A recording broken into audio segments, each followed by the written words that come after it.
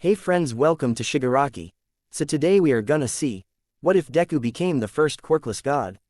So before we start, check out my Patreon page for 18+ exclusive mature content. We will now proceed to the video. Izuku really didn't have the best life.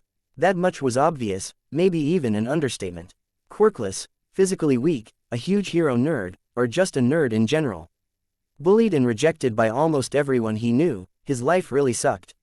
Ever since that day when he was diagnosed as quirkless, his life had spiraled downwards. His best friend, Bakugo Katsuki, or Kachan, as he called him, had taken to using his explosion quirk on him as practice. Apparently, that was all he was good for, as a quirkless wannabe. For almost a decade, Izuku had the idea that he couldn't be a hero drilled into him by everyone in his life. But today had been the worst day for a while.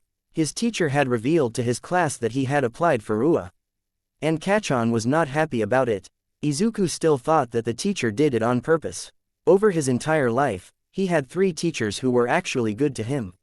Seeing as he shifted classes almost every year, they were definitely the exception, not the rule. And it was all because of his damn quirklessness. He wouldn't even mind having a minor or weak quirk at this point. That would put him on par with classmates at least. Kachan would probably still make fun of him for having a weak quirk, but at least he would be thought of as a human. Not just some worthless relic from an earlier time. Izuku wasn't the happiest person around. With all the bullying and constant abuse, the only lights in his life were his mum, All Might, and his hero notebooks.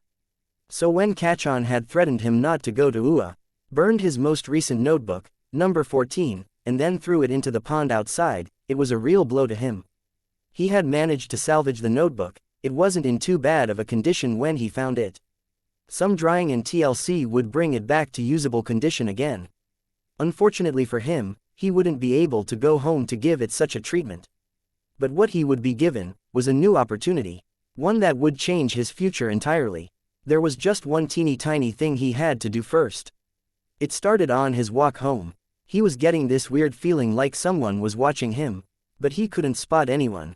It was weird. Normally he would probably feel paranoid about such a feeling, but he wasn't. It was confusing. He saw on his phone that there had been an accident on his usual way home.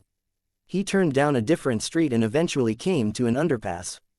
I can't let what they say get to me. Just because there hasn't been a quirkless hero before, doesn't mean I can't be the first one. I'll just have to keep my head up and smile, like All Might.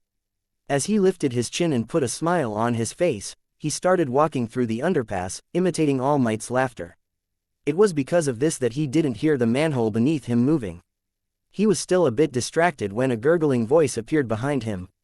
Ah, look at this. 1S, mall-sized skin suit for me to disappear into. Stay still, kid. Izuku had turned around to see a giant pile of goo in front of him, eyes looking over him as it rushed towards him, grabbing him and surrounding him. As he struggled against the villain, because he was now sure it was a villain, not just some unlucky person with a mutation quirk, he felt something enter his mouth. Sit tight, kid, this will only hurt for about 45 seconds. I'm going to take over your body and use it to hide from him. You're my hero, kid. Izuku started panicking at that, willing for a hero to come to his aid, for anyone to come to help him. He struggled and struggled, screaming both mentally and out loud as his limbs started moving even when he couldn't move them. Seems like I'm safe for now. I wonder what kind of quirk you have, kid. I might need to be able to use it if I have to fight All Might after all.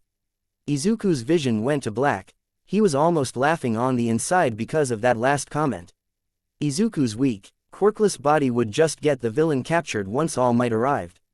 Just before he lost consciousness, he felt his body move and heard a rush of air from the manhole.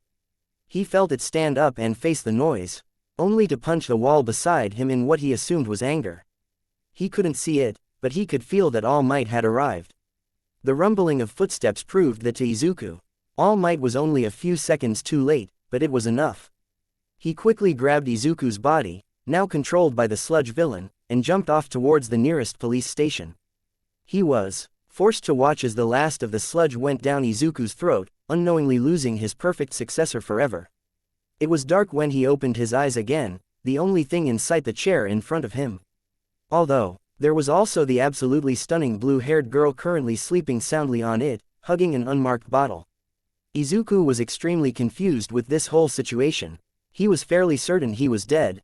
The sludge villain that had attacked him had made sure of that. Although this could just be one big prank, Lord knows plenty of people target him for things like this. He realized that he should probably be in pain right now, or panicking, but something about this space calmed him, soothed him. Without anything else to do, he stayed sitting in his chair, silent, letting the blue-haired girl sleep. It would be rude to wake her up after all, and Inko raised a very polite boy. So he waited, and waited, and waited. After waiting some more, he pulled out his phone from his bag to discover he had no Wi-Fi. That was fine, he expected that. That either meant he really was dead, or that the pranksters were very thorough. He played some games on his phone as he waited. He couldn't get GPS coordinates for his location, and he couldn't connect to the internet, even using his data. All of this just made him more and more sure that he was dead. But why was he here? Why did he have all of his school stuff with him? Is it because he died in it? Eventually, he got out of his chair and started looking around. He walked as far away from the chairs as he could until he eventually reached an invisible wall. It felt soft, like rubber, but no matter how much he pushed, it didn't budge. Although that could just be because he's a super skinny twig. Eventually, he started getting sleepy as well. Watching the girl in front of him sleep, as well as seeing that he had been here for over 3 hours at this point had notified his body on how tired it was after getting attacked. So he placed his bag on the ground, laid down and placed his head on it, and went to sleep. Hopefully, it wasn't rude to do so wherever he was. Well, if she's doing it, why can't I? Eventually, he did fall asleep, unaware of what would happen when he woke up. Yo, Izuku Midoriya, you can't sleep here. Wake up. He woke up in a start, his dreams having being filled with his crying mother, a laughing Kachon. And the image of All Might punching his body now that it was under the villain's control. He quickly sat up and rubbed his eyes, briefly forgetting where he was. After it came back to him, he looked over to his right to see the beautiful blue-haired girl that had been sleeping when he got here moving back to her chair, and sitting down. He quickly stood up and bowed to her. He had never really talked to a girl before, outside of the necessary talk during group projects. I'm sorry, when I arrived here you were sleeping and I thought it would be rude to wake you up, but after a while, I started getting tired as well and I assumed we were allowed to sleep here because you were and I. He was cut off by the girl snapping her fingers. He blushed and looked down, doing a half bow. My apologies, mumbling is a bad habit of mine. I've never been able to get rid of it. The girl sighed as she waved her hand, a bored expression on her face. You know what, you let me sleep, so well about again before following her lead and sitting down on his chair. May I know why I'm here? Is this one big prank or did that sludge guy really kill me? The girl nodded, and suddenly a book appeared in front of her. Izuku Midoriya, Quirkless, oof, tough luck, fear of heart, killed by a villain. She looked up at him and shrugged.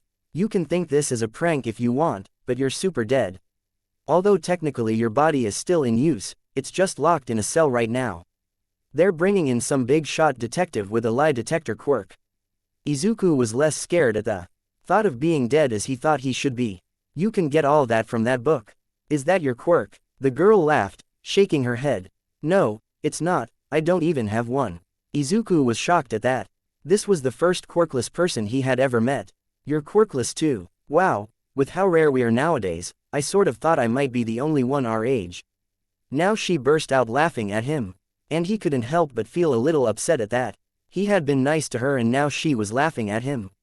He thought she might have been nicer to him that his classmates were since she was quirkless too. Maybe it was just something about him as a person, not his quirklessness. Sorry, but you misunderstand. I am quirkless because I'm not from your world. She stood up and spun in a circle with her arms outstretched. Water shooting out of her hands. My name is Lady Aqua, the goddess of water, and guide for young souls. Izuku froze in shock. If he was dead, which he was like, 99% sure he was. That would mean that Aqua was an actual goddess. He stood up and bowed as deep as he could. My apologies Lady Aqua, I wasn't aware that you were a goddess. Please forgive me. Izuku stayed bowed while she stared at his quick change in position. He thought he heard her mumble something like, oh lord not this shit again, before she stood up as well. Dude, sit down so I can explain some stuff to you. I wanna go back to sleep and I can't while you're here.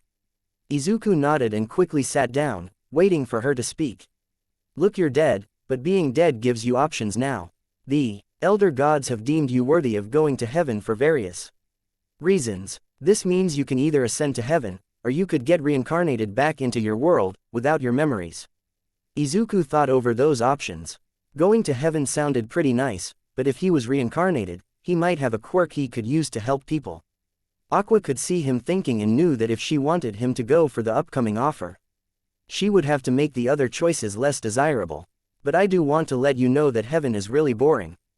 Just a bunch of people floating around for all eternity. You can't even do, well, you know. She said the last bit to mess with him but was only met with a confused look. She was surprised. A 14-year-old boy that stayed in his room a lot didn't get what she was implying. And here she thought he was some degenerate shut-in. Whatever. Also, reincarnating to get a powerful quirk isn't really how it works. Most people get something only marginally stronger. And with your quirklessness, you start right at the bottom for usefulness. She could see that her tactics were working as he looked crestfallen at the thought of two bad options. Now was the time to strike. But there is a third option for you. Izuku snapped out of his mumbling and thinking immediately, looking over at Aqua. She just smiled at him. You see, there is another world out there. It's similar to those MMORPG games you have in your world. She was met with another confused look. You know, magic, elves, demons, those sorts of things. She saw his eyes light up in understanding. Currently, it's under attack by a villainous devil king. Because of the war going on, no one wants to reincarnate there, leading to a massive drop in their population. Izuku just listened, nodding along. He was curious why she was telling him this. She pulled out a small pamphlet. Because of this, we gods have decided to send young people like yourselves to that world, while allowing them to keep their old bodies and memories. Isn't that cool? Izuku thought over this as he reached out for the pamphlet. The Kingdom of Belzerg needs your help, was written in large red writing. He read through it a bit. Apparently, he would start in a town called Axel, near an adventurer's guild. He had heard some kids at school talking about things like this before, so he had a fairly good idea of what he was expected to do. Appear in the world, join the guild, pick a class which the pamphlet didn't have much information on, and go adventuring. Miss Aqua, won't I have some communication issues? Or do these people speak Japanese as well? He flicked through the pamphlet before reaching a page with languages on it. He saw something that looked a bit like a warning, but Aqua had over to him and placed her hand over the box before explaining. Well, as gods expected this problem, and have come up with a solution. We just download the language into your brain. No problem. Izuku tried to pull the pamphlet out of her hands to look at the warning box, but she just took it off of him. There you go, language barrier crisis averted. Now there is one more thing. Izuku nodded, and watched as she pulled out a giant stack of paper.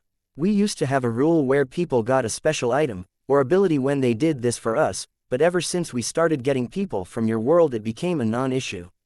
Your world is already full of superpowers. But, seeing as you're quirkless, the gods have agreed that you may get one weapon or ability and take it with you. Izuku couldn't believe what he was hearing. He got to live again, have a power, and become a hero. Sign him up. Sure, it wasn't exactly how he imagined becoming a hero, but at this point, he would take what he could get. Really, you would let me do that? I could have my own power that I could help people with. Izuku's eyes were sparkling. This was a dream come true. Yes. All you have to do is choose from these and I will send you on your way. She threw the stack of paper at him and he watched as they all fluttered to the ground. Why would you do that? Now I have to pick them all back up and sort them properly. Izuku said as he crouched down and started picking pages back up. What? No, just look around and pick one. Aqua yelled, surprising Izuku. He wanted to make sure he did this right. Why? Oh, you don't even have to choose one from the pile, they're just examples. That surprised Izuku even more. Why not tell him that in the first place? He thought about what he had read in the pamphlet before Aqua had taken it off of him. The Kingdom of Belzerg seemed medieval in nature. Izuku remembered the time period from history class. They were about 1,200 years ago, and everything was pretty crude. He doubted he'd have access to the type of quality of living he'd had his entire life, and he probably wouldn't have any of its amenities either. But neither would anyone else except maybe royalty. Izuku was smart. He knew that this deal sounded too good to be true. He could ask for All Might level strength, but they might not like giving him something so obviously powerful. He would have to be smart about this, just in case. Aqua was bored with this boy now. Sure, he was nice and polite and respectful of her divinity, but had been looking through the different possible powers and abilities for a while now. And hadn't seemed to like most of them. She groaned, and he looked up at her for a second, before going back to his pile of options. He had been sorting it into 2 piles. No, and maybe. Aqua used her special chair to summon a clock. This boy had been going through the pile for 2 hours now. She guessed that when he got into Belzerg he would have a high wisdom stat, as W. L's intelligence stat on his adventurer card, which was good for him. Didn't stop this from being so boring though. Looked over to him to see him holding the last sheet of paper and sighed in relief. He had gone through all the options and hadn't found anything, so now he was going to make something up, right? That's fine. She used her chair to summon a piece of paper for him but found him already holding a notebook, somehow. She shrugged. Just write down the ability you want, and as gods will grant it to you. It can be anything you want, so let your mind run. Wild. Izuku looked at her and nodded. Before writing something down, he then spent the next 20 minutes erasing certain words and rewriting them. Now, Aqua had dealt with people who liked specifics before, but if this boy had lived, he would have made a fantastic lawyer. After about 30 minutes of revisions to his wish, he ripped the page out of his book and held it out to her, seeming apprehensive and worried. Maybe she had been wrong about him. He seemed pretty worried about it, maybe he wanted something really perverted or evil. But grabbing the page and reading it showed that she had been right about him. Honestly, it was a fairly weak power. She would have thought that Izuku, being quirkless, would choose something absurdly powerful. Really, that's all you want, knowing how to, and being able to make anything from your old world. That's fairly basic. Izuku nodded, seemingly relieved. Was he really worried about such a minor power? He really lacked confidence. A few months as an adventurer would probably help fix that though. I mean, sure, I can grant that for you, but are you sure? Izuku nodded, and it intrigued her. He was like no other 14-year-old that had been sent to her. Alright then, if you're sure, here I go. As blue light appeared around her as she started the process of giving the gift to Izuku when a different light appeared above her. Izuku looked up as well and was shocked to see someone appearing from the light. Floating in the air, was a literal angel. He could tell. The wings and the halo made it obvious. Lady Aqua, the elder gods have discovered your mismanagement of the souls of the young. Sleeping on the job, withholding information, rushing through the proper processes. Izuku was confused. Withholding information, then his brain flashed the image of her covering the warning box to him. And he realized what the angel meant. What the hell are you talking about? I have done nothing of the sort. Even he could tell she was lying. She was shaking softly and was sweating. Although as she was the goddess of water, it looked like she was being rained on. And now lying to the elder gods. For your actions, the elders have decided on your fate. At this Aqua got visibly afraid. Wait, please, no. I've only been goddess for 15 years. Please don't erase me from existence. I don't want to stop existing. It's fun, for the most part. She fell to her knees in a begging motion. She was going to get erased. Even if she did what they say she did, that was still a very harsh punishment. Wait, he didn't even realize he had yelled out until both Aqua and the angel had turned to look at him. He took a deep breath. What if she came with me to the Belzerg? Surely helping me kill the Devil King and bringing that world back into balance would be enough to pardon her from being erased. Izuku didn't even really know why he had suggested it. Maybe it was because she had offered him a new life, or maybe because he wanted to be a hero, but he couldn't just let Aqua get erased. Both of the divine beings were silent for a second, shocked that a mortal would interrupt the elder god's judgment. But after a second, Aqua jumped up and ran over to Izuku, clinging to his arm. Yes, let me do that. I can go down and learn about respecting mortals or something like that while I help defeat the Devil King. The angel turned her head and held her finger up to her ear as if talking into an earpiece. Wait, no, she was talking into an earpiece. What kind of divine beings needed radios to communicate? After a bit of talking, she lowered herself onto the ground in front of them, and Aqua ducked behind Izuku, holding onto his shoulders. It was the closest he'd ever been to a girl, and he was internally freaking out. The angel stopped in front of them and the same blue light from before appeared around her. After a few seconds, Izuku could feel the influx of knowledge flooding into his brain. It felt like he knew everything. Which, he guessed, was sort of true. The way he had worded it, anything that humans had made, he knew how to and was able to make it. The angel spoke. Your request has been accepted, Izuku Midoriya. The elder gods, Aqua's creators especially, have deemed your suggestion a good learning experience for her. She bowed to them. Along with your gift, which you have already received, Lady Aqua will accompany you for the entirety of your journey. Once the Devil King has been slain, I will send an escort to return her to her home. And with that, 2 circles of light appeared at their feet. Izuku yelped as he was slowly lifted off of the ground, but calmed down a bit after Aqua let go of him. And you, Izuku Midoriya, after the Devil King has been slain, the elder gods will grant you any wish your heart desires. As they started picking up speed, heading towards a giant ring of light above them, Izuku was shocked into silence while Aqua screamed. He had no idea what he had just gotten himself into, but if he succeeded he could get any wish. White light invaded his vision, and he decided then and there that he would work as hard as he could until the Devil King was dead. Then he could return home, with all of his new powers. The light eventually faded from his vision, and when he finally got his eyesight back, he found himself sitting on a bench on the side of a stone street. He looked over to the other side of the street, and was shocked when he saw a man in blue robes with a staff wave his hands and create a bowl full of apples, before handing it to a young boy. He stood up and looked around. All around him were people going about their daily lives, dressed in odd clothes and using what he could only assume to be magic. From what he read in the pamphlet Aqua had given to him, quirks didn't exist in this world, except for the other reincarnated people around the kingdom. His mind was going a million miles a minute as it adapted to his new power, and Izuku could see everything. Every piece of technology ever created, from simple things like the wheel, all the way up to the complex and powerful support gear of his homeworld. He just sat there, half focused on the outside world, half focused on the wave of N formation currently sorting itself into his brain. It almost felt like he had a search engine for blueprints in his head. After a few minutes, which felt like hours to Izuku, his mind finally calmed. Izuku could feel the presence of the new information, but it was no longer moving, distracting him. It felt amazing. Was this what people felt when they got their quirk? But it didn't feel good anew. For him to ignore the rising feeling in his chest. He recognized the feeling, it was the start of a panic attack. But what was there to panic about? Oh right, he died. He died and went to an entirely different world. One where he will never see his classmates, Kachan, All Might, or his mum, ever again. And that's when the panic attack fully swept over him. He fell over, side hitting the dirt, as his breathing increased. His mind was running too fast for even him to follow, going over scenes of policemen coming to the apartment and telling her that he had died.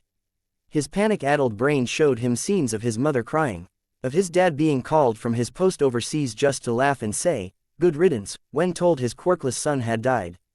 Of course, there was a small part of his brain that knew he was panicking.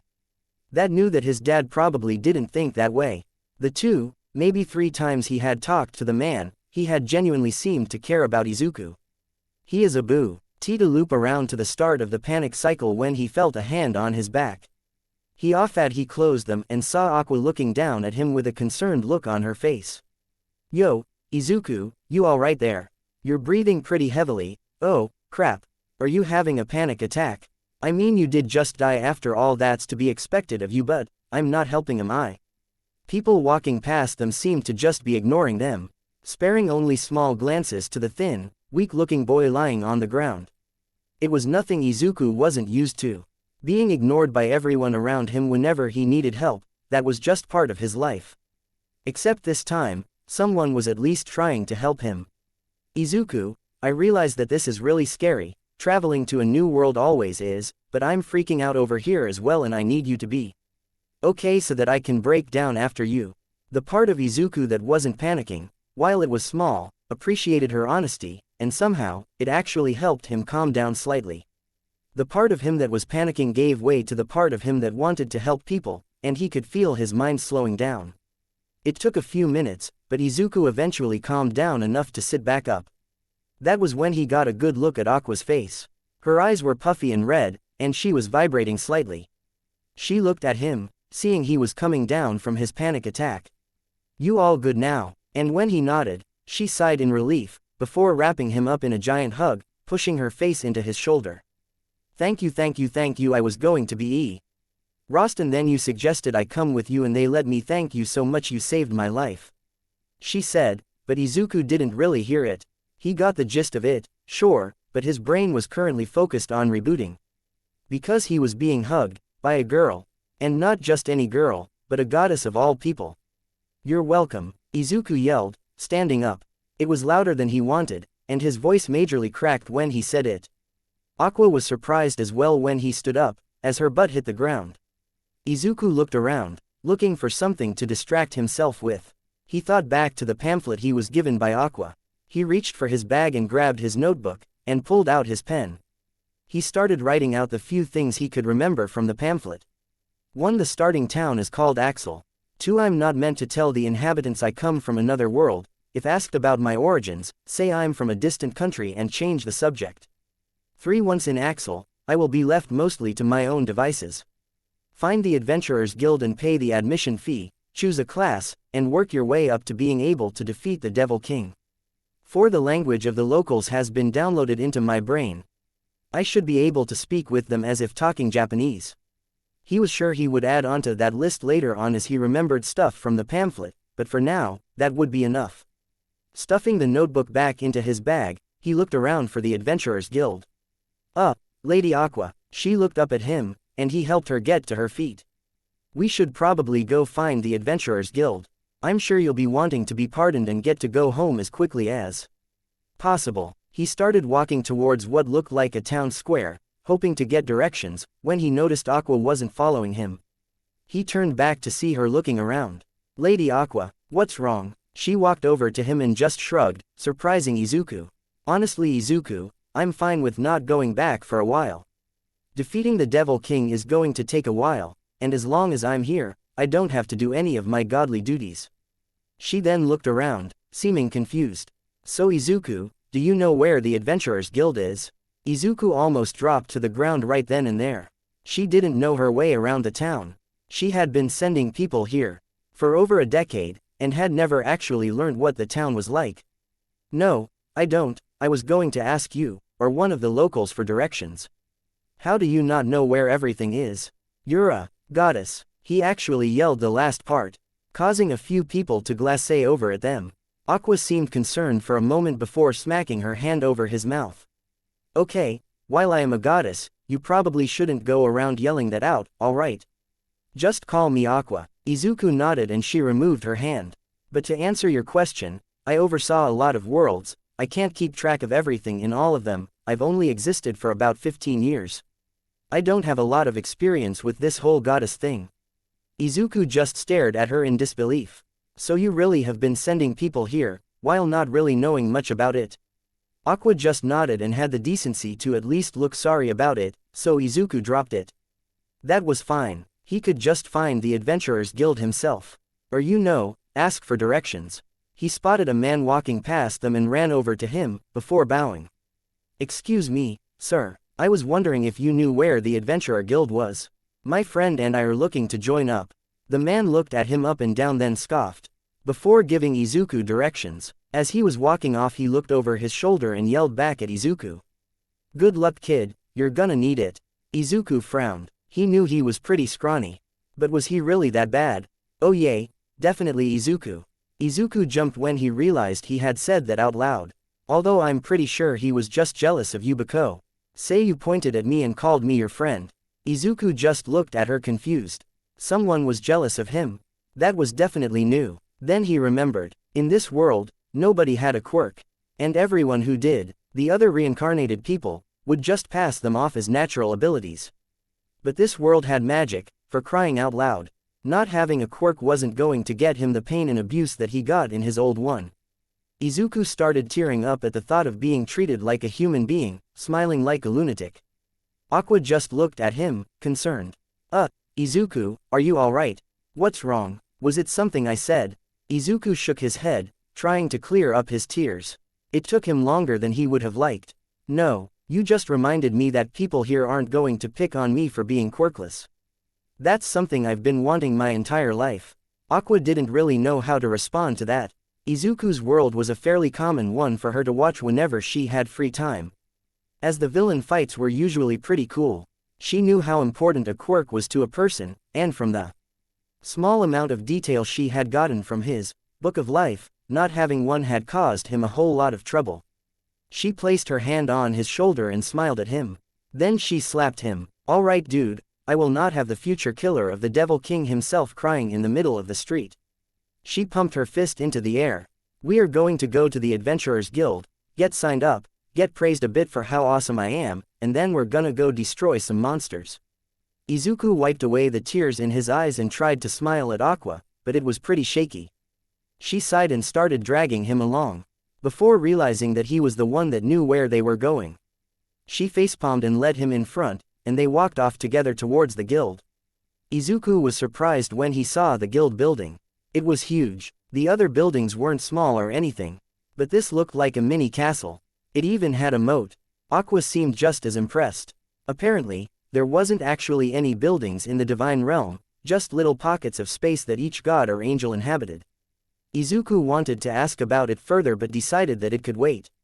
Still staring at the large wooden doors, he poked Aqua in the shoulder and started walking forward. Qua still looked curious but followed him in. He pushed on the door and was hit by a wave of heat and sound. Laughter, music, the clicking of cutlery on plates, people smashing wooden mugs together. It all overwhelmed him for a second. "Oh, welcome." AGA waitress, due to the fact that she was carrying drinks, said as they entered. "If you're looking to eat, grab a seat where you can. And if you looking for work, head on over to the counter."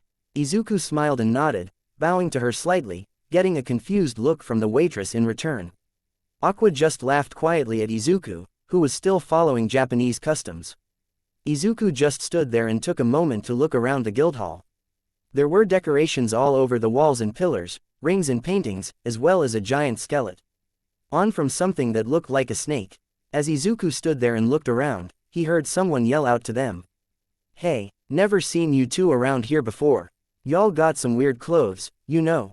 Izuku let out a small eep and turned to the man. He was built like a truck, with shoulder armor held on by pink suspenders. Izuku bowed to him. "We're new to town. These are normal clothes from where we come from." And in a sudden spur of confidence that Izuku didn't know he even had in him, he added, "We heard you guys could use our help fighting the Devil King's armies." The big guy just looked at him, then clapped him on the shoulder, laughing. "If dying's what you want kid, dying's what you'll get. Guild admission's over at that desk." Izuku rubbed his shoulder. The dude was jacked, and it hurt when he smacked him there. "Thank you, sir. Have a lovely rest of your day." He then walked back to Aqua and brought her over to the counter the man had pointed to. "So Izuku, where did that come from? Your whole body language shifted for a moment, you seem super confident." Aqua said, skipping behind him. "Honestly, I have no clue. Maybe it's the fact that no one here knows I'm quirkless, or what that even means. But I just feel, I don't know how to describe it. Lighter, like I don't have to prove myself to anyone." That probably sounds stupid, but here, in Belzerg, I know I'm going to miss my old life. And I know that I'm probably going to have moments where I want nothing more than to go back and give my mum a hug. He sighed, rubbing his hand through his hair. "But here, I get a fresh start. Here, I'm not weak, quirkless Deku, I'm Izuku. That's it. No one can bully me for not having a quirk, no one can make fun of my dreams of being a hero." He turned to Aqua, who was listening intently. "I just feel different here, like I could take on the world and come out on top." Aqua just smiled at him and raised her hand for a high five. "That's the spirit, show everyone that you can be a hero too."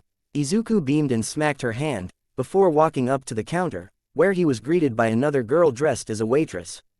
"Good afternoon, how can I help you two today?" the lady asked, and Izuku just smiled back at her. "My friend and I would like to apply to become adventurers. Is there like an admission fee or something like that we would need to pay?" Zuko asked, sorting through his bag to try and find his wallet. He didn't have a lot of money, but maybe it was enough. "Yes, there is. You'll just need about 100 aris each. I will be using aris as if equal to dollars." as it makes it easier for me, and I can get your adventurer cards ready for you. The lady smiled at them and Izuku realized that he only had yen, not Aris. He turned to Aqua, and she shook her head, frowning. He turned back to the lady. I'm sorry, would you excuse us for a moment? The lady nodded, and Izuku and Aqua headed over to the tables on the other end of the room. Izuku turned to Aqua, so neither of us have any money. Aqua just shook her head. Nope, I was surprised when that angel appeared and started yelling at me, and then we got sent away really quickly. I didn't have time to grab my purse or my belongings. Izuku sighed, and pulled his bag off, putting it on the table. He emptied it out, looking for something he would be able to sell.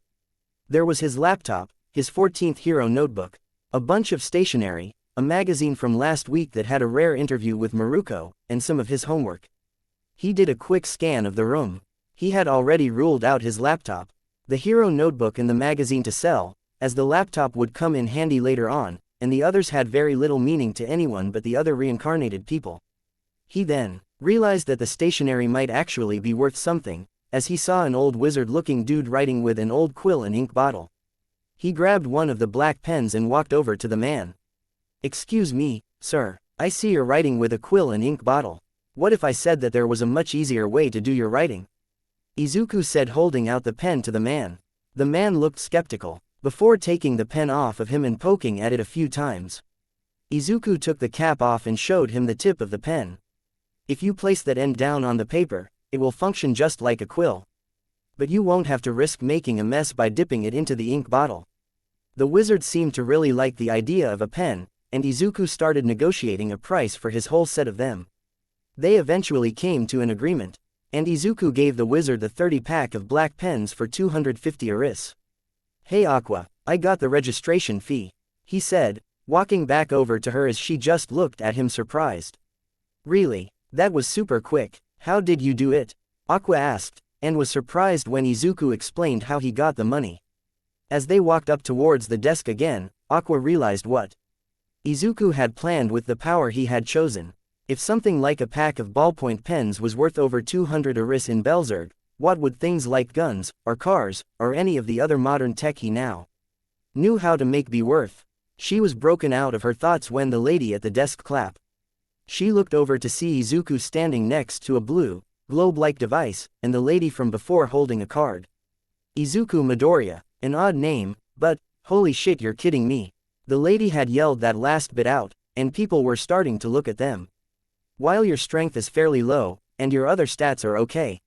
Your endurance is higher than most, but your intelligence, it's off the charts. Literally. By this point, people had started to gather around them as the lady talked. Just look at this, Mr. Midoriya. Your intelligence is so high our card maker can't quantify it. Izuku gulped. He hadn't wanted to draw this much attention, but now this lady was yelling out his stats for the whole guild to hear. While you can't be a martial class like Crusader or Paladin, with your high intelligence, you could start as an archwizard, or even. She trailed off, mouth wide open, staring at Izuku. She blinked, rubbed her eyes, and looked at the options again. Holy crap, Izuku Midoriya. You are eligible for one of the legacy classes. Izuku looked at her in confusion. What was a legacy class? He asked her and she just shook her head. A legacy class is a unique class that only one person can have at a time. Izuku Midoriya, you are eligible to become the first artificer in 70 years. She said, handing over his card to him. He read the description for this artificer class. The artificer, a support utility caster with a focus for magical items. Use your magical gadgets to assist your team with a variety of effects. Cast magic spells with the aim of assisting your party members. Create terrifying automatons to terrorize your enemies. Izuku looked over the descriptions for the other classes that were available. But none of them spoke to him like the artificer did. Maybe it was the new information in his brain trying to put him in a class that would help him build things. Or maybe it was something else. As he selected the artificer class, it felt like coming home. Like he was always meant to be an artificer. He was still a little out of it as he went and sat down, looking over his card. Aqua went up to the blue globe next, but Izuku was too focused on his card to hear everyone gushing about her abilities as she chose Archpriestess as her class. He was still too focused feeling he had gotten from choosing Artificer, to hear people murmuring about how absurdly powerful the pair were for first-level adventurers. He was broken out of his stupor when Aqua walked over and sat down beside him. Bumping his shoulder, she held up her card. Izuku, I'm an arch-priestess. Unfortunately, there's no goddess class, but this is good enough. And you're an art, something. Whatever it's called, you're a unique class. How cool are we? Izuku just nodded and looked back down at this card. Because of his amazing intelligence stat, which Izuku was fairly certain came from the gift he had been given, he had around 16 skill points to spend on abilities. He read through the skills available for a first-level artificer and found some spells and abilities that he thought would be a good basis for his powers. If he was going to be building a lot of things, which he was, he would need the tools to do so with. So he chose Summon Tool as his first spell, which gave him the ability to summon any tool he needed for construction. He tried summoning a power drill, but it didn't work, seemed to only be things like hammers or wrenches. He leveled it up once, using another skill point to lessen the mana drain of summoning a tool. Apparently, it costs a base amount to summon the tool, and then a steady amount to maintain the tool's existence. If your mana ran out, the tool disappeared. He looked through the list again. There were some pretty good options, but as he glanced over at the kinds of things Aqua was buying, things like party tricks and healing spells, he realized that they currently had no offense. So he chose the highest damaging first-level spell for the artificer, a spell called Fire Bolt. The spell described it a mini fireball, and when he tried summoning it, he realized why. He felt like Endeavor, having the orb of fire hovering centimeters above his hand. He didn't want to throw it while still in the guild hall, so he saved it for later. He found a pretty cool utility spell called Skill Bind, a spell that let him lock down other creatures' abilities. He had around 7 skill points at this point and looked through the rest of the first-level abilities. None really stood out to him except for one. It was called Farsight. Something about being a builder who could see long distances just felt right to him.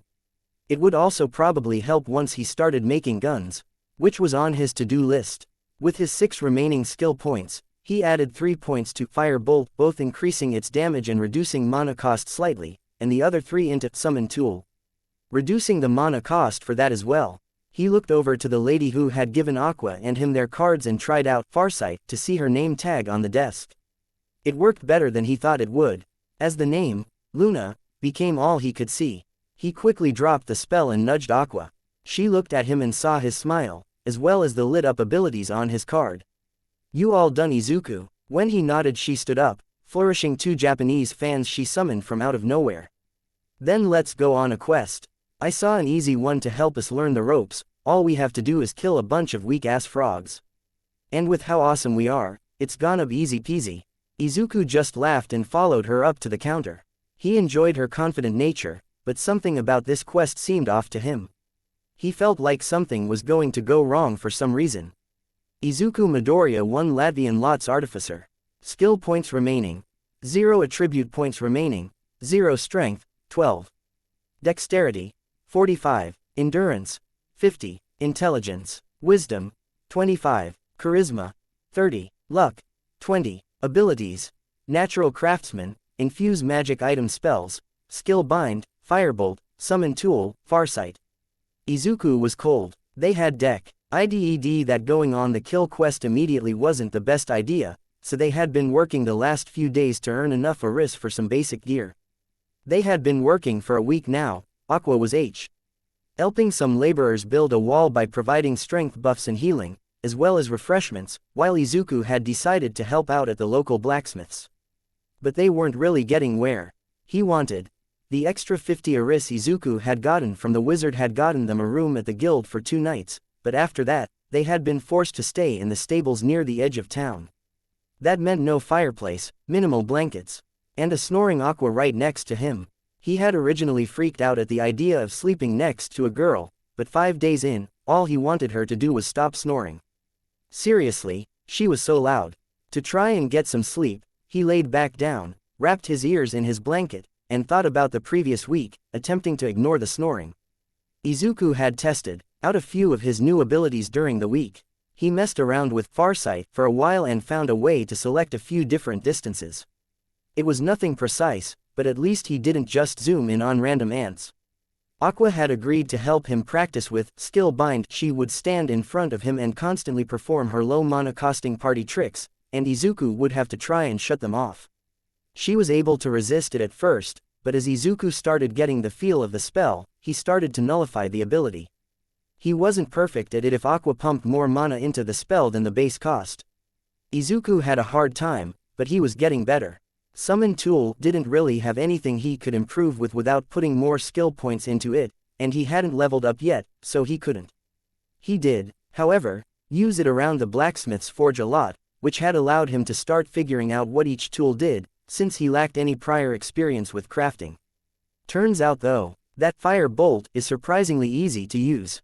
Izuku had made some targets out of sticks lying on the ground near the forest and had been practicing his accuracy. It was a bit weird for him, suddenly being able to shoot fire from his hands, but he kept at his practice. At this point, he was pretty confident at hitting something about 15 meters in front of him and could hit most of the time up to around 25 meters. This seemed to be the distance limit of the spell, as the bolt usually vanished after traveling that far. And he had attempted to use another thing on his card, an ability called Infuse Magic Item. The spell description on his adventurer card said he needed to be holding a non-magical object, so he grabbed his laptop and tried to use the ability. A small scroll appeared in his hands. At the top of the scroll, it said, "Laptop, generic school model," and below it was a list. The list included things like increased battery life, increased durability, increased memory. Unfortunately for Izuku, they were all crossed out when he tried to press them, stating that he was too low level for this particular item. He understood why. A computer was much more complex than, say, a dagger or a shield. He had a quick look around the guildhall and searched for other options. Dempton, a paladin that frequented the guildhall, was a large man in silver armor. From what his adventurer's card said, he was around 9 Latvian laches. From what Izuku had heard, he was a friendly guy that was willing to aid new adventurers, so he guessed Dempton might be a good person to ask for help. Izuku walked over to the man. The man gave him a once-over before standing up and smacking his fist to his heart. "Greetings, Artificer. How may I assist you?" That really shocked Izuku. This guy, who was built like a fucking truck, was showing him respect and asking how he could help him. This was new. Mentally shrugging, he placed his hand over his heart as well and bowed slightly. He was having a hard time kicking the habit of bowing to everyone. He had done it his entire life, and probably would still be doing it for a long time.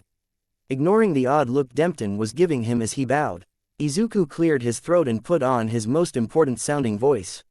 "Excuse me, Paladin Dempton. I wish to practice infusing items with magical energy using your gear." The regal tone he was putting on, but the cold stare Dempton was giving him unnerved him. "Nothing bad will happen if it doesn't work, I think, but if it does work, which I'm sure it will, your item will have a special effect. I'll even do it for free. I just want to practice." Dempton was silent for a moment, before starting to laugh. "Artificer, you're one weird kid. I thought you would be all high and mighty about being a legacy adventurer. But you're just a nervous teenager." Carefully, Dempton placed a large metal shield on the table. It was, in one word, magnificent. It was rectangular, made of good steel and covered in silver and gold, showing an intricate pattern that proclaimed Dempton's faith in the goddess of life. He tapped it and smiled. "You may use my shield. I mainly tank for my party, and while my endurance is pretty high, any defensive bonuses you can give me would be greatly appreciated." Izuku beamed at Dempton and placed his hand on the shield, activating Infuse Magic Item, and another scroll appeared. The object was apparently a steel tower shield.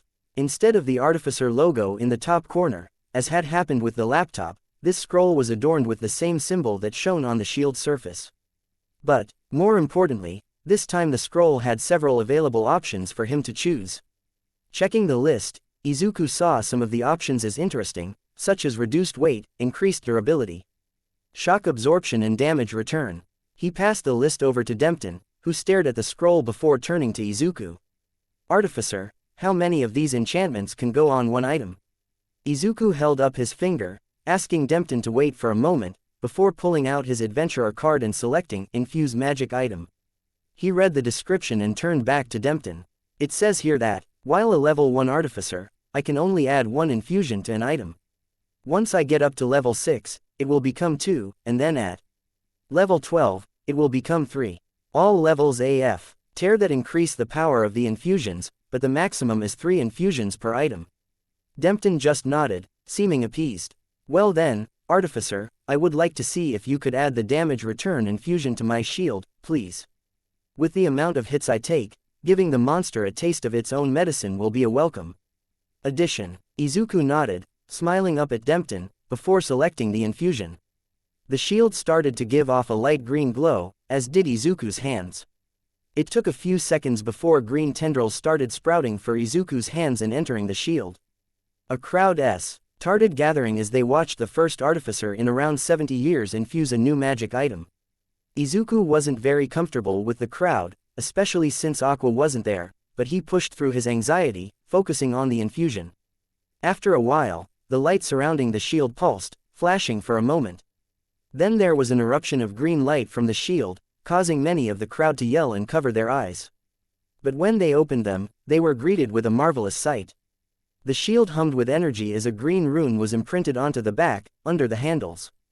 Uku smiled as he felt the mana leave his body, then face planted onto the table, unable to move. Whoa, he mumbled, and a few minutes later he was helped to his feet by Dempton. I didn't know that was going to take so much out of me. Dempton looked at him in concern. Have you never overused your mana before? Surely, a caster class like you would have faced such an issue, especially in your apprentice days. Izuku, still fairly groggy from casting, forgot the fact that he wasn't meant to tell people about his past. He looked up to Dempton as they walked over to the comfier chairs. No, that's the first time I have ever cast a spell that used this much of my mana. I never had an apprenticeship either, I started magic this week. Dempton just stopped, staring at him with his mouth agape. You started casting magic this week. That was when Izuku realized his mistake.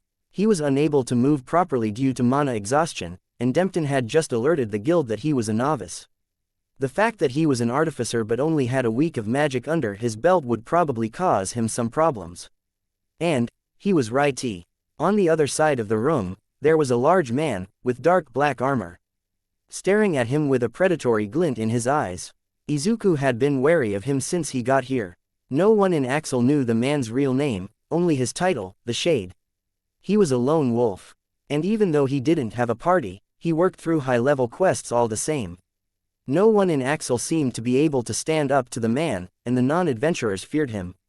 The adventurers were cautious of the man and just stayed out of his way. And Izuku was fairly sure he was a reincarnate.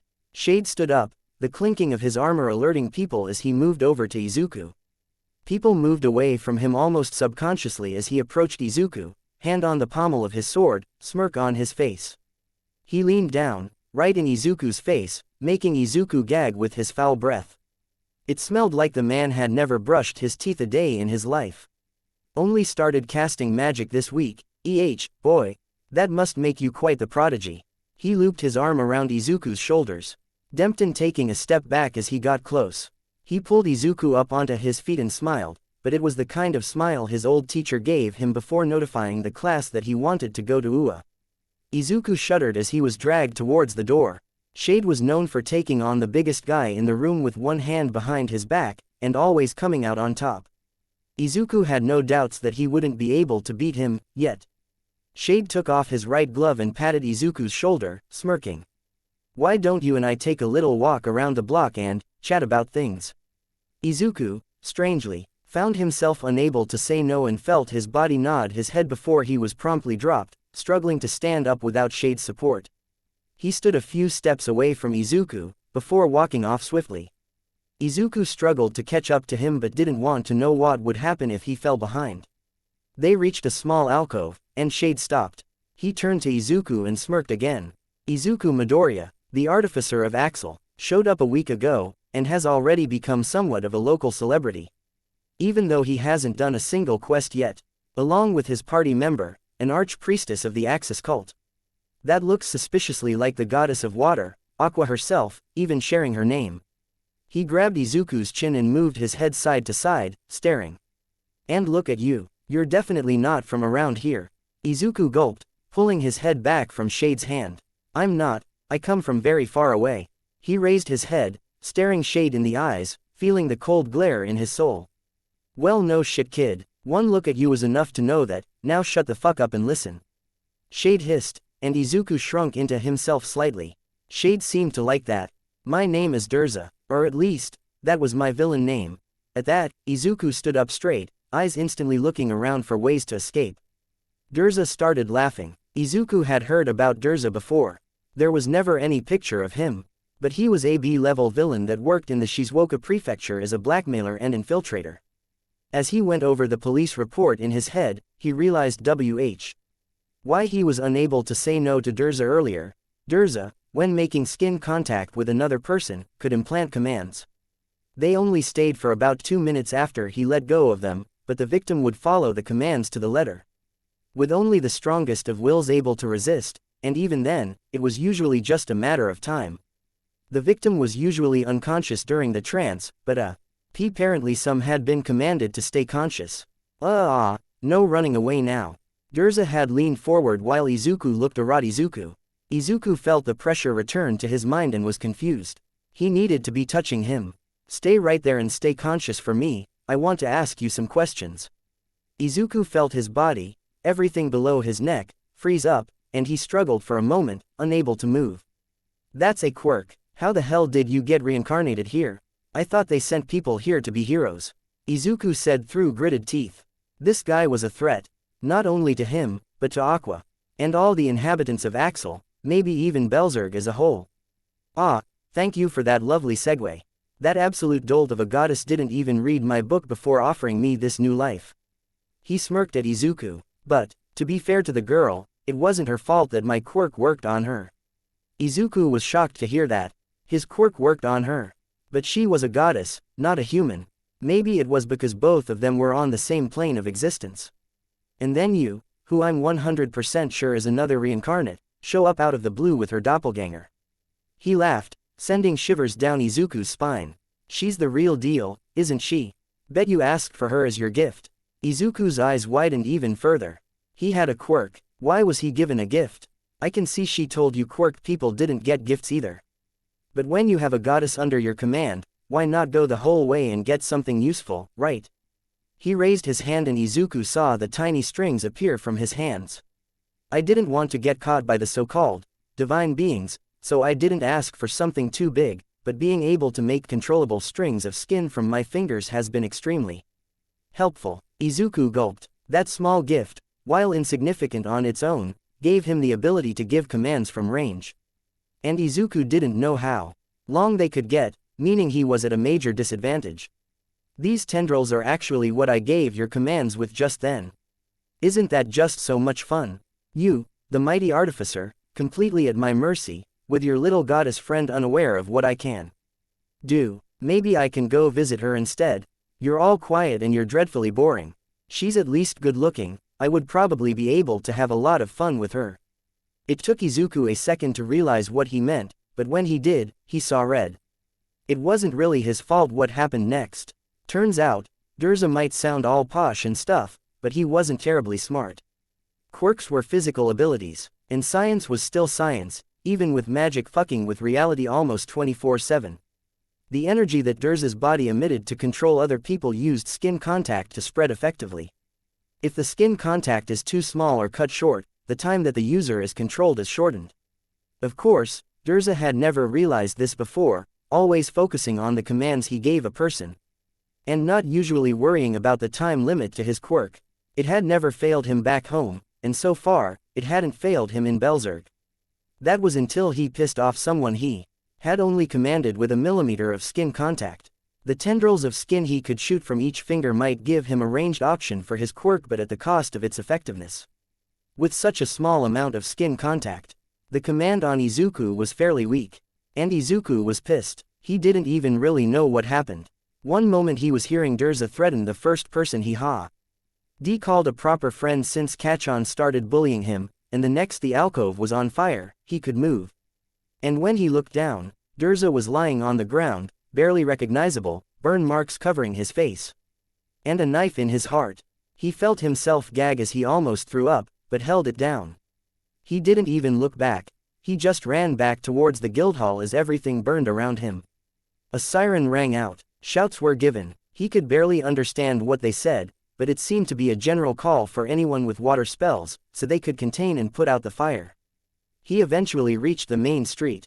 Coughing and sputtering from all the smoke around him, he collapsed to the ground, and felt something cold wrap around his arm, dragging him away from the fires.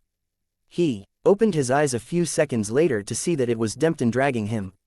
He made a mental note to thank him later, before promptly passing out. He would have to deal with all of it once he woke up again, but for now, he was okay with just sleeping for a bit. Fighting against Durza's quirk was mentally exhausting. And while his body might be used to high temperatures by now, the one good thing about his friendship with Kachon, he was still burnt, short of breath, and still pretty tired from infusing Dempton's shield earlier. When Dempton felt Izuku go limp, he immediately picked up his pace towards the area where the clerics and priests were, in order to get him some healing. He owed the boy big for his shield's upgrade after all, and from the looks of it, getting rid of one of Axel's scariest adventurers. While, as a life paladin, he might not condone the killing of another humanoid, as a citizen of Axel he definitely appreciated Durza's death. It was nighttime when he came to. The world came back to him slowly as he woke up. The first thing he noticed was that it was a lot cooler than before, meaning the fire had probably been put out. He also noticed that he wasn't in the stables. He was lying on a cot in a small tent. He also noticed that he wasn't alone. He turned to his side to see his friend. On the other side of the tent, Aqua was sleeping in another cot. She wasn't snoring this time though. Something that Izuku thanked all the gods. He guessed that they were watching him and Aqua up above for the gift. He turned back, his side starting to hurt, and smiled. He was glad to have met Aqua and glad to know that he had protected both her and Axel from someone like Durza. Before his brain could pull up the image of Durza's corpse for him again, he laid back onto his bed. With a smile on his face, he fell into a dreamless sleep, as his body recovered from his recent ordeal. Izuku got even more popular around Axel after that. There was an official investigation into Durza's death, but the investigator was the local sheriff, who had already been looking into Durza for suspicious behavior. Plus, after Izuku explained what had happened, the entire E-Town agreed that not only was Izuku acting in self-defense, but that Durza's death could be labeled as a grand service to the community, so Izuku ended up getting paid for killing the man. Izuku wasn't really okay with that, though. He had gotten around 700 aris for murdering someone. And, while Durza was a villain, and definitely deserved worse than the quick death Izuku gave him, Izuku was still a bit uneasy about it. But he shook his head and dispelled those thoughts from his head. He was trying to test something, and he needed to focus. He didn't know if this would use his mana, and, while Aqua was with him in case of an accident, he was still nervous. He was going to be testing the gift he had chosen for the first time. He had been using his part-time jobs helping out the numero as blacksmiths in Axel as an opportunity to learn a bit more about the tools he could summon, and crafting in general. Summon tool had been incredibly useful, as it could summon pens he had used to fill a notebook on techniques that could be used to strengthen metals and create more resistant and flexible blades. He had also bought some basic materials, like lumps of various unprocessed metals and some leather straps. And he had also splurged a bit and gotten his hands on something called shockwood. It was a favorite for weaponsmiths, as it was nigh unbreakable due to its shock-absorbing properties. Izuku was planning on using it for the grip for his new sword. He easily found the blueprints he had been looking for in his mind, a modern alteration to the design of the English medieval longsword. Its modern version would have used more advanced techniques or quirks to make them stronger. Gift offered him suitable substitutes. So, that was where he found himself, sitting in the middle of a pile of materials.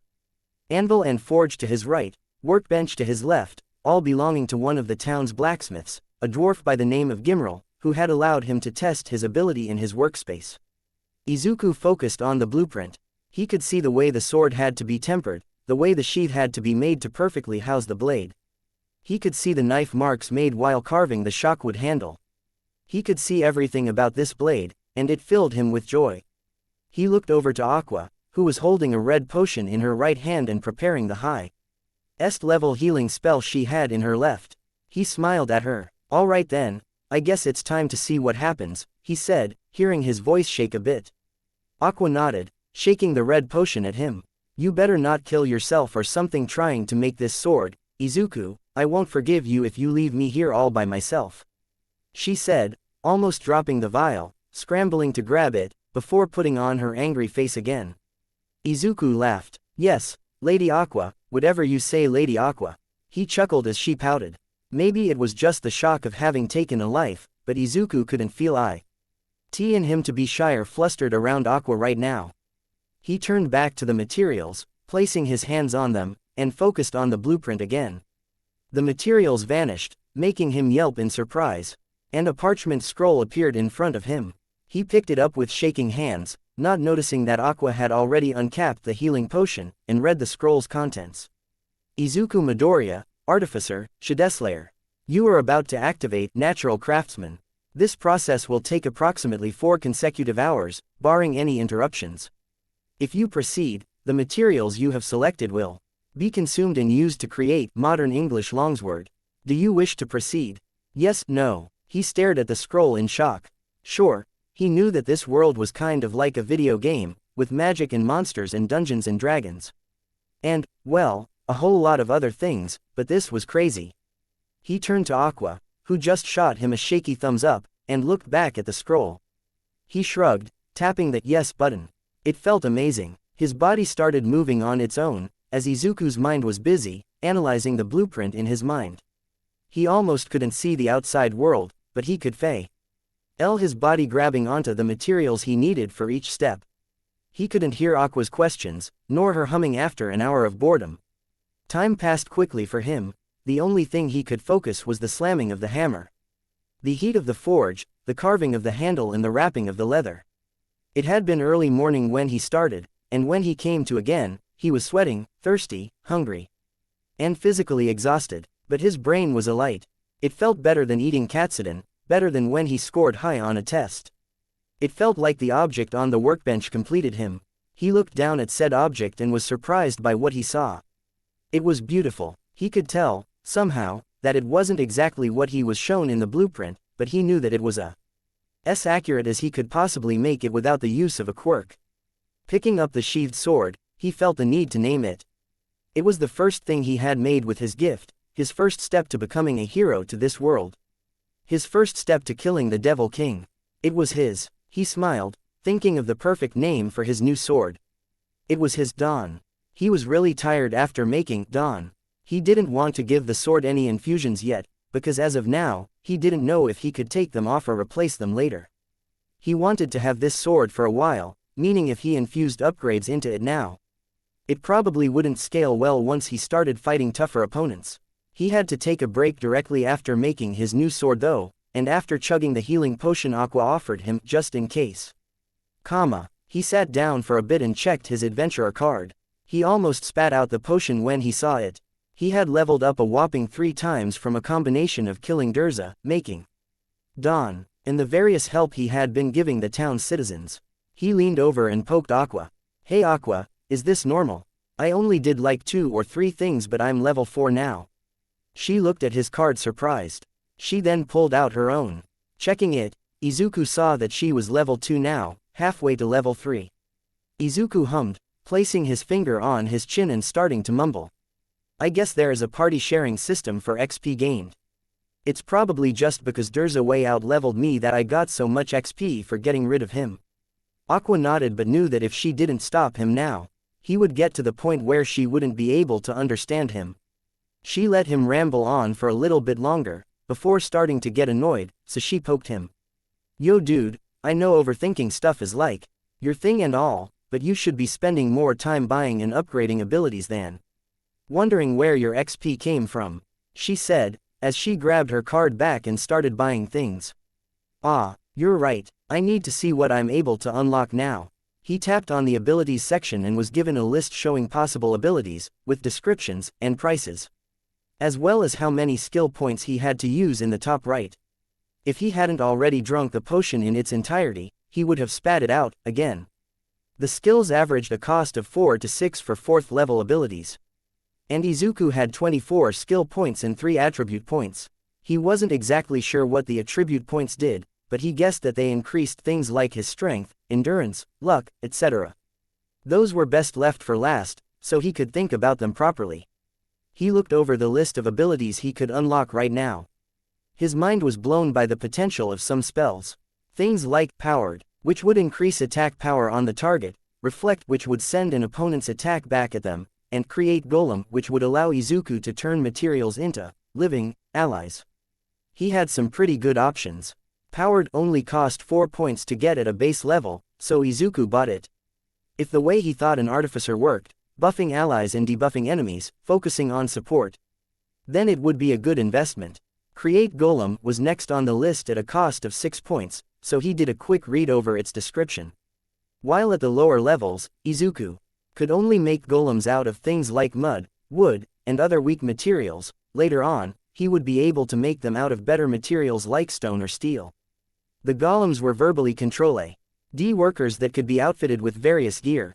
From what he could tell, being able to make golems of any form was a rare ability, usually only being accessible to the creator class.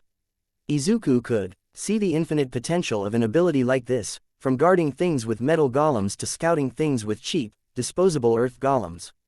He bought the spell. He still had 13 points left and decided that he would grab Reflect, as it only cost 5 points, and then save the other points. He didn't know if he got less when he went up into the higher levels. He checked out the description for Reflect. It really was an amazing spell. Anything equally or less powerful than the spell would be sent back to the person who shot it at him. While only for ranged attacks, it was still an extremely useful spell. He bought it, closing the spell list and opening the attribute list. Izuku Midoriya, Shideslayer 4 Latvian Laches Artificer. Skill points remaining. 7 attribute points remaining, 3 strength, 13. Dexterity, 45. Endurance, 50. Intelligence, Wisdom, 25. Charisma, 30. Luck, 20. Abilities, Natural Craftsman, Infuse Magic Item, Create Golem. Spells, Skill Bind, Firebolt, Summon Tool, Farsight, Powered, Reflect. He wasn't entirely sure what to do with his attribute. NCE was already so high that if he put points into it he might just ascend into the astral plane. His strength was pretty low, but he noted that the exercise he had done over the week had already increased it by 1 point, so he decided he could just work on his strength manually at a later date. He already had a fairly high endurance thanks to Kachon's practice. He guessed, and he wasn't planning on being in the line of fire anyway. Same deal with dexterity. Might be good to look into later, but for now not a priority. He considered charisma but decided that it wasn't really his style, so he decided against it. He was more the fumble his way through a conversation and try not to stutter type, not the smooth talking type. Wisdom wasn't really helpful for his class. It gave no bonuses to crafting that Natural Craftsman didn't already give him, and he was still a little concerned about messing with how his brain works with magic. Although it was a little late for that sort of caution, considering the gift he asked for. So that just left him with luck. And Lord knows he needed some of that. He looked over at what Aqua was putting her points into, and was proud of her when she backed out of buying another party trick in favor of purchasing a spell called Blessing. Nodding to himself, he put the 3 points into luck and blinked. He didn't feel any luckier, but then again, how exactly would that feel? Shrugging, he got to his feet and picked up Dawn. Aqua looked up from her card. "What's up, Izuku? Where are you off to?" She was still feeling bad about not being there when Izuku was basically abducted. Especially because it was apparently her fault Durza was in this world to begin with.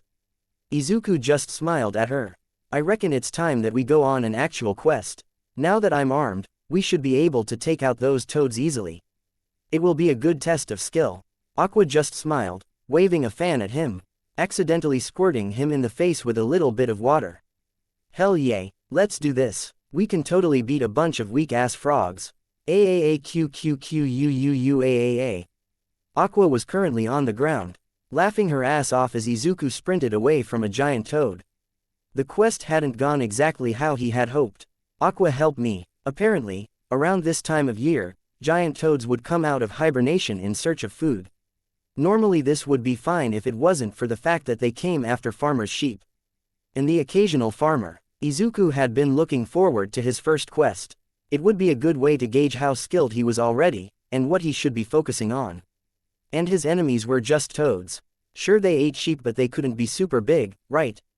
Izuku now regretted his previous foolishness. The frogs were the size of a bus. Ha ha ha, this is hysterical. You should see the look on your face right now, Izuku. It took everything in Izuku's being to not yell at her for that. He settled with just telling her off later after he had calmed down a bit. Aqua, do you have any spells to immobilize it? He yelled at her, continuing to sprint away from the humongous toad. She held up a finger in a 1 second motion and pulled out her adventurer card. Izuku almost facepalmed just from that. She didn't know. No, that wouldn't work, not that either. Ooh, maybe this one. Ah, nope. Aqua hummed as she looked through the list. She's taking her sweet time. Izuku gave up at that point. He could do this himself. He didn't need Aqua right now, he could do it himself. He ran a bit further ahead of the toad and spun around to face it, drawing Dawn. He watched over his shoulder as the toad chased him, looking for a weakness he could exploit.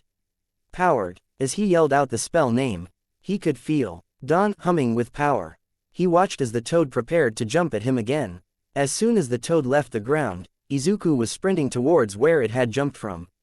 The toad let out an angry-sounding ribbit as it flew over his head, landing behind him. Izuku turned and jumped onto the toad's back, stabbing Dawn into it, and using it to climb up its back. The toad ribbited again and started jumping, trying to throw Izuku off. I don't think I've got any immobilizing spells, Izuku. Ah. Great. Aqua was in trouble. He needed to end this one quickly so he could help her. He reached the top of the toad and stabbed Dawn down into the toad's head, the toad going limp as its brain was impaled. He looked over at Aqua to check on her and yelped. There was another toad standing where she had been watching from, and Izuku could see Aqua's legs squirming from its mouth. He jumped down off of the toad he had killed, yelling. Aqua. He sprinted up to the toad. Interestingly, they seemed to stand still when eating something. This gave Izuku an easy shot when it came to stabbing it. He quickly ran to the mouth and pulled it open, seeing Aqua crying. Aqua, it's okay now, I got the toad, you're safe now. He set up Dawn so that it was holding up the mouth of the toad, allowing Aqua to crawl out. She was covered in a thick slime, which Izuku guessed was saliva. So, when she lunged at him and hugged him, he had to resist gagging as the smell of the slime was brought right to him. Izuku, I'm so sorry I didn't help with the other toad. It was just really funny. Thank you for saving me again. She was still crying, so Izuku ignored the slime and hugged her back, surprising himself. The old him would have shut down from a hug like this. Hell, he did shut down just a week ago when she had hugged him. Was he already that different from his old self? He patted her on the back, rubbing circles like the first aid videos said to when someone was panicking. It's alright, Aqua, you're safe now, I am here. At that moment, he was actually kind of glad she didn't come from his homeworld, or she would probably have called H. I am out for using All Might's catchphrase. They stayed like that for a little while, before Izuku pulled back when he heard thudding. It was probably another giant toad, and they definitely didn't have the capacity to fight more of them today with just the two of them. Not unless he let Aqua get half-eaten again, and he definitely wasn't going to do that. Alright, Aqua, we have a few days to do this and we only have to do 3 more toads. Let's go home for today and get you all cleaned up. He smiled at her as he pulled her completely out of the toad's mouth. He pulled Dawn out and wiped it on the grass, getting rid of the slime on it. After he found it clean enough, he helped Aqua to her feet. She was still sniffling, but the tears seemed to have ended. They started walking back to Axel to regroup. They had no clue what would be waiting for them. The Guildhall rooms were a blessing. Izuku had used part of the reward he had gotten for removing Durza from Axel to pay for some rooms. It only cost him around 300 for a whole week, so he still had 400 aris to spare. They didn't have a shower, something that Izuku would be planning to fix once he got more materials and more experience, but they had good quality baths. Izuku was less covered in slime, so he let Aqua up into the room to clean herself first. He was waiting down in the Guildhall, debating with himself if he should get a new outfit. Sure, one of Aqua's spells allowed her to clean his clothes, but he still wanted a bit of variety. Also, this was a new world. People often commented on his odd clothing. He wanted Summit Hing that could work as both armor and workshop gear in case he even needed to swap between his activities quickly.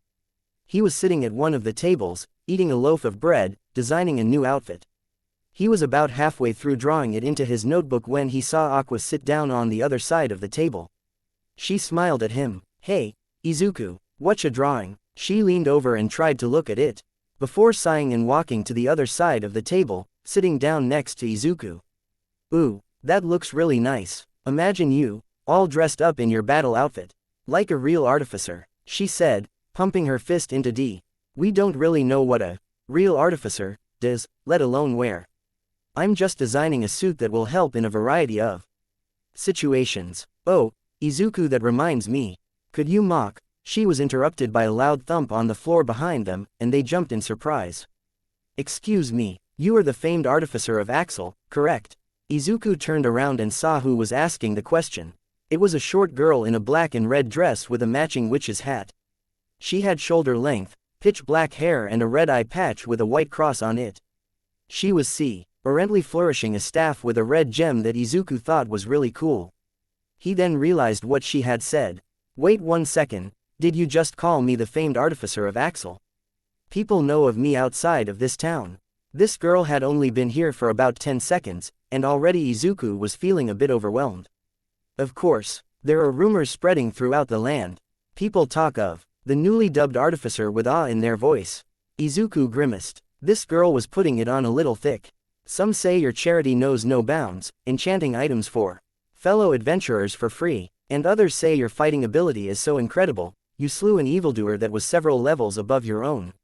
Izuku thought about it for a moment and, yay. Those were both technically correct, so he had no real argument. He just shrugged, sighing. "Is that why you're here? Do you want me to infuse your staff or your clothing?" "I don't mind." She pouted at him for a brief moment, then flourished her staff, spinning it before slamming the end down on the floor again.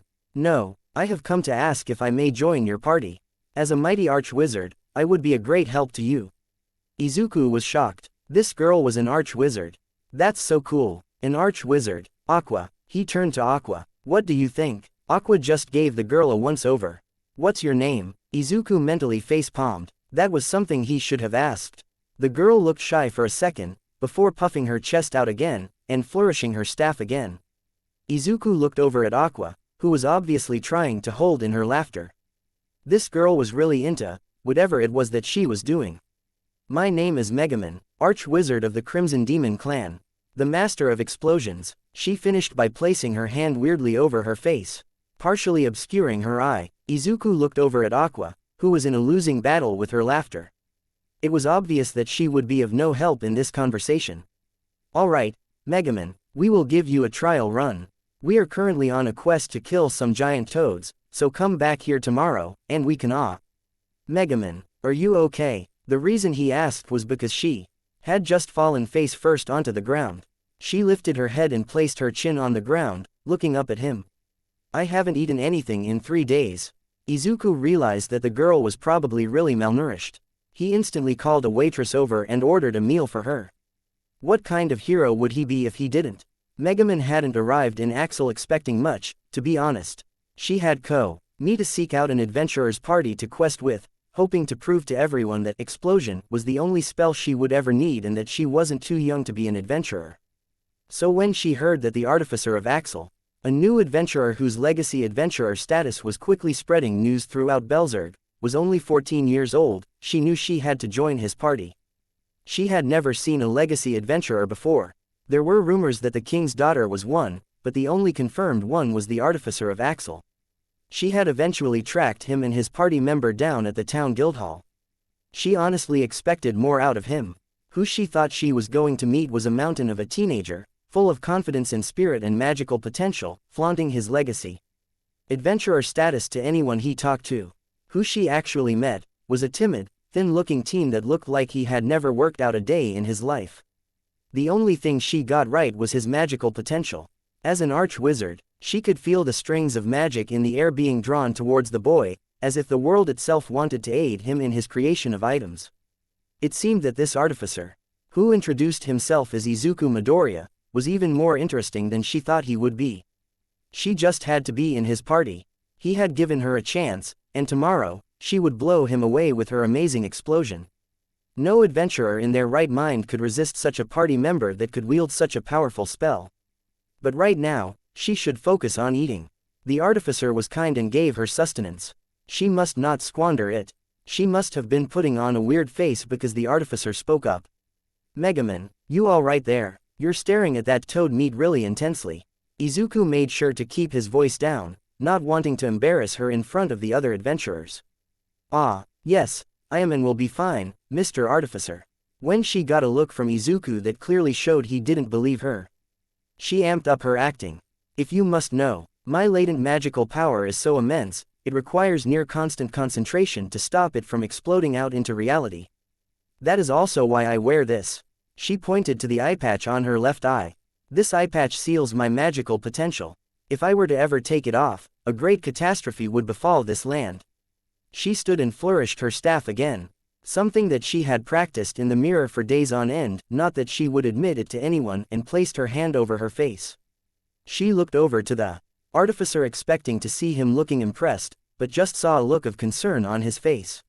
He tapped his chin while his other hand moved as if writing. If her powers are that volatile, it might not be worth the power of the spell. Maybe I could infuse the eye patch so it suppresses it even more, or maybe just stronger and harder to take off. Mumble mumble mumble mumble mumble mumble. Megumin was starting to panic now. The awesome backstory she wrote was going to get her sent away from the party. Wait, Izuku's mumbling stopped, and he looked up at her. Aqua was just sitting beside Izuku watching Megumin, nodding every now and then as they talked. Please don't send me away. I was making it up. She took off her eye patch and handed it to Izuku. I just wear it cause it makes me look really cool. Izuku just stared at her for a second, before looking over to Aqua. Aqua just shrugged, obviously trying to hold her laughter in. Izuku placed the eye patch down on the table gently and sighed. I'm not entirely sure why you lied to us, but now I have to ask. Is any of what you just said true? Are you actually an arch-wizard? Megumin just nodded, looking down. Izuku clicked his tongue. Alright then, how about you show us your adventurer card? If you actually an arch-wizard, we can go ahead with your trial run tomorrow. If not, I'll have to ask you to leave us alone. Megumin looked up at him in shock. He was still going to let her have her trial run. All other parties she had tried to join would have sent her away by now. She would not blow this chance. Izuku had mixed feelings about Megumin. While she seemed a bit odd, but Izuku wasn't someone that liked to judge people. They had checked her adventurer card, and she was in fact an actual arch-wizard.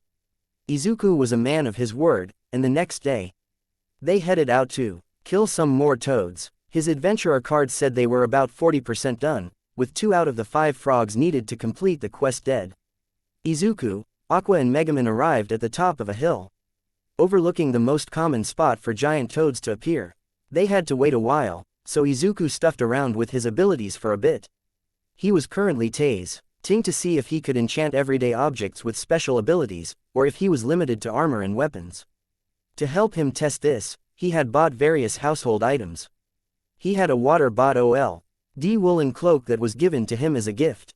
No toads had appeared yet, so he grabbed the candle, lighting it with fire bolt. Aqua saw what he was doing and turned to face him, watching intently.